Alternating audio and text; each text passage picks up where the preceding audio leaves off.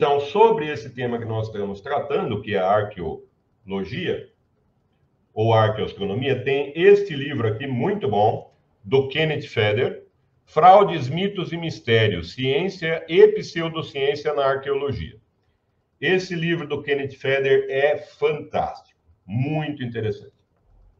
Você tem também, é claro, Neugebauer é sempre uma referência. Otto von Neugebauer. Neugebauer é sempre uma grande referência. Então, você tem as Ciências Exatas na Antiguidade. Esse livro também é fantástico. E esse outro aqui também é muito bom, que é A Forma do Pensamento Antigo. Ele traz... primeira terça parte do livro aqui, ele vai tratar de precessão dos equinócios, né? Então, outra coisa que eu preciso falar é que os povos antigos, eles tentavam ligar todos os tipos de conhecimento da época, né? Hoje seria teoria sobre tudo, teoria das supercordas, algo assim. Ligar, né? É claro que à época você tinha muito mais coincidências, porque as medidas não eram muito precisas. Então, se você pegar, por exemplo, pega na Bíblia, Reis 1, capítulo 7, versículo 22. Eu não entendo muito de Bíblia, o Isaías entende muito melhor do que eu, mas na Bíblia você tem Reis 1, capítulo 7, versículo 22, fala sobre uma cisterna, uma caixa d'água, do Templo de Salomão. E essa cisterna, ela tinha 60 côvados de volta, deixa eu ver, 30. Tinha 30 côvados de volta por 10 côvados de diâmetro. Ou seja, o π valia exatamente 3. E a gente sabe que o π não vale exatamente 3. Então, esse tipo de coisa, por erro de medida, por usar medidas imprecisas, o côvado é impreciso, né? Quanto vale um côvado exatamente? Não se sabe. O côvado ali, 66 centímetros, varia conforme o lugar que você está, a época, etc. Então, não tinha a precisão de hoje. O π valia 3 para aquela época. E a gente sabe que o π não vale 3. Então, veja, é muito comum povos antigos tentarem fazer a ligação de todas as coisas num conhecimento único. Isso, com o tempo, mostrou-se que não é possível. Justamente porque as medidas foram ficando cada vez mais precisas. Então, o autor desse livro fala muito da precessão dos equinócios. Se você pegar a precessão dos equinócios, ali aproximadamente 26 mil anos, né? Meio segundo de arco, ou 5 segundos, agora não me lembro quanto é por ano. 50 segundos de arco, isso. 50 segundos de grau, isso, por ano. A precessão dos equinócios. O que é a precessão dos equinócios? É este movimento aqui. Então, está apontando, por exemplo, para polares. Aí, conforme passa o tempo, a Terra vai fazer um movimento de peão, assim. Veja, os 23 graus aqui não mudam. O ângulo de 23 graus, aproximadamente, ele muda muito pouco ao longo do tempo. Mas o que vai acontecer é que o eixo aponta para direções diferentes. Isso é um movimento de precessão da Terra. Então, vai fazer 360 graus depois de 26 mil anos, aproximadamente. É claro que esse movimento de precessão, ele tem implicações na arqueoastronomia também. Então, você tem templos egípcios que estavam direcionados para determinada constelação, determinada estrela, e aí, com o movimento de precessão, eles tiveram que reconstruir, reformar o templo para continuar apontando para a mesma coisa, né? Justamente por conta do movimento de precessão. Você tem isso também nas Astecas, você tem isso. Constelações, vários templos astecas estavam apontando para as Pleiades. Sim, 17 templos astecas apontavam para as Pleiades, e aí, com a precessão dos equinócios, não apontava mais. E eles deixaram de construir templos apontando para as Pleiades, esse tipo de coisa. Então, o autor desse livro fala muito da precessão dos equinócios e da ligação desses 25 mil e poucos anos com várias construções arquitetônicas. Nós vamos ver isso na arqueoastronomia da Índia. Então, você tem os yugas indianos. Os yugas são eras indianas, né? Essas eras, elas seriam de acordo com a precessão dos equinócios também. É claro, tudo isso é discutível, porque a precessão dos equinócios, ela vem de Hiparco de Niceia. Será que povos mais antigos conheciam a precessão dos equinócios? Você tem o próprio Neugebauer. Essa é uma discussão que eu tive com o professor Lang muito tempo atrás, ficamos dias falando pelo telefone. Me lembro disso, fiquei enchendo o saco do professor Lang a respeito desse assunto. Então, falamos da base 60 e falamos da precessão dos equinócios. O próprio Neugebauer, ele não reconhece que os babilônios conheciam a precessão dos equinócios. Então, a matemática da Babilônia já era bastante desenvolvida, né, para aquela época. Então, aqui a tabuleta trigonométrica sexagesimal Plimpton 322. Por que base 60? Então, veja, existe essa coincidência entre a medida do tempo e a medida da circunferência, dos graus. Então, você tem o tempo é base 60. 1 hora tem 60 minutos, 1 minuto tem 60 segundos. 1 grau tem 60 minutos e 1 minuto tem 60 segundos. Então, a medida da volta e a medida do tempo, elas têm a mesma base. Por que isso acontece? Essa explicação é muito complicada, não é precisa, né? Não há aí nada que ligue essas duas coisas de uma forma, numa pesquisa, que a gente possa dizer, não, isso é muito bem fundamentado. Não. Provavelmente o uso da base 60 se dá por conta da quantidade de divisores. O 60 ele tem muitos divisores, o que facilita nas contas, por exemplo.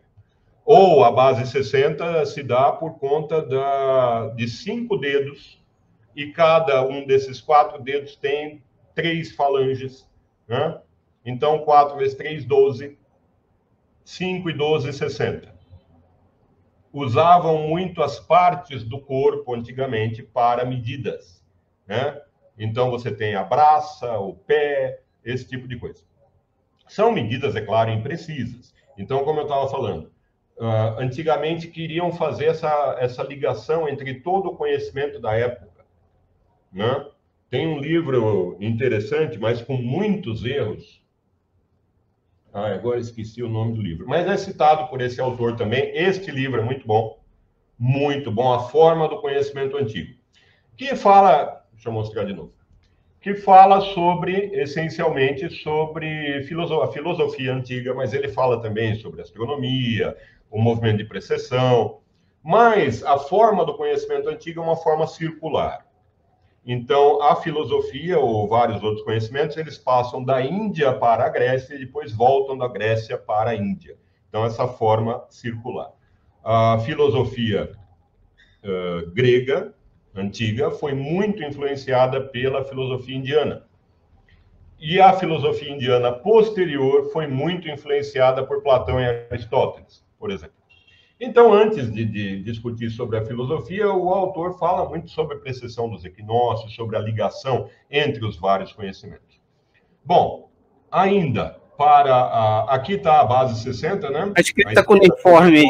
Isso, a escrita cuneiforme do 1 até o 59. Como eles são escritos. Professor, seria já com os sumerianos que isso é desenvolvido? Sim, sim, a base 60 já vem dos sumérios. Dos sumérios já passa para a Babilônia também. Ali naquela região tem uma grande passagem de conhecimento entre os povos, é uma região pequena ali. Então, na Mesopotâmia, os sumérios influenciaram muito os babilônios. Então, a base 60 vem antes dos babilônios, vem do sumério. O que mais? Aqui. Os babilônios já conheciam também a raiz quadrada de 2. Né? Há 1.800, 1.600 anos antes de Cristo, essa tabuleta YBC 7289, que está na coleção de Yale, ela tem aqui essa diagonal 1,245110, é justamente em base 60, base sexagesimal, ela é 1,414213 aproximadamente, que é a raiz quadrada de 2. Aproximadamente a raiz quadrada de 2. Então, eles já conheciam também a raiz quadrada de 2. Aqui, em sexagesimal, 30 é o lado do quadrado. Esse 42,25,35, em base 60, é o quanto vale a diagonal de um quadrado de lado 30. Se você pegar o teorema de Pitágoras, né, vai ficar diagonal ao quadrado é lado ao quadrado mais lado ao quadrado. Então, a diagonal é raiz de 2 vezes o lado. Então, por isso, você precisa da raiz de 2 para calcular a diagonal de um quadrado. Certo? Usando o teorema de Pitágoras. Como eles já conheciam o teorema de Pitágoras 1000 anos antes de Pitágoras nascer, também conheciam a raiz de 2 para o cálculo da diagonal de um quadrado. Então, a matemática da Babilônia já tinha ali um certo desenvolvimento, na parte algébrica também, inclusive, não só nessa parte geométrica. A forma mais antiga conhecida de astronomia matemática do mundo antigo foi desenvolvida na Babilônia no século V. O zodíaco é uma invenção da Babilônia. Zodíaco, que eu digo, é essa divisão do céu em partes, cada parte valendo 30 graus. Então, isso foi feito pelos babilônios. Eles tinham 2 tipos diferentes de algoritmos. Algoritmos, no caso, algoritmo é um método de cálculo, né? Os tipos A e B para prever os mesmos fenômenos de um determinado planeta ou da Lua. Então, tinha o tipo A de cálculo e o tipo B. Tanto no tipo A quanto no tipo B, acho que não terminei de falar isso, o Neugebauer não admite o conhecimento da precessão dos equinócios pelos babilônios. Nem no tipo A e nem no tipo B de cálculo astronômico era conhecido o movimento de precessão pelos babilônios.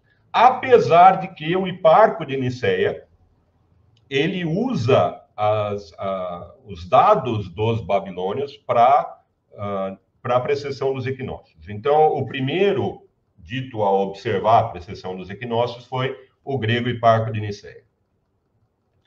O que mais que nos babilônios você tem? Sim, isso é muito importante dos babilônios, a observação constante por séculos. 800 anos de observações diárias, observações diárias. O ciclo de Saros. Sim, tem o ciclo de Saros também, né? Sol, Lua, planetas e eclipses. Sol, Lua, planetas e eclipses. Para o eclipses, você tem o ciclo de Saros, que é uma coisa que eu ia falar também. Deixa eu ver, está mais para frente aqui. Não cheguei a escrever sobre o ciclo de Saros, mas veja, o ciclo de Saros, ele é muito impreciso. O ciclo de Saros, ele é uma possibilidade. É possível que haja um eclipse naquele dia, é possível, né? Além disso, o ciclo de Saros, ele não vai te dar o tempo do eclipse, a sombra onde estaria. É claro que isso tudo é dado pelo modelo esférico de Terra, no caso em que a Lua gira em torno da Terra, a Terra e a Lua giram em torno do Sol, né? Então, isso vai dar uma precisão nas previsões astronômicas absurda. Hoje você sabe até a sombra do eclipse, por onde vai passar exatamente, em que momento vai passar. Isso só é possível pelo modelo astronômico que se tem. Que, é claro, não é o modelo primitivo da Terra plana. Sim. Na Babilônia, então, você tem essa diferença para o Egito, que é essa constância de observações. Eles eram muito mais... eles tinham um interesse muito mais técnico, digamos assim, do que os egípcios. Então, os babilônios, eles tinham observações constantes de tudo. Então, as tabuletas, eles encontraram poucas tabuletas relativas à astronomia, em torno de 5.000. Tem 5.000 só, né? Tabuletas de argila, com escrita cuneiforme, a respeito de astronomia, em torno de 5.000. Então, é pouco em relação à quantidade de tabuletas em geral que foram encontradas sobre todos os assuntos na Babilônia. Então, alguns milhares só de tabuletas sobre a astronomia, mas com ela já dá para perceber que os babilônios tinham essa constância de observação, né? E então, eles estavam o tempo todo observando os céus. Eu peguei uma tabuleta do observação de Júpiter. Cadê? Ah, essa mesmo.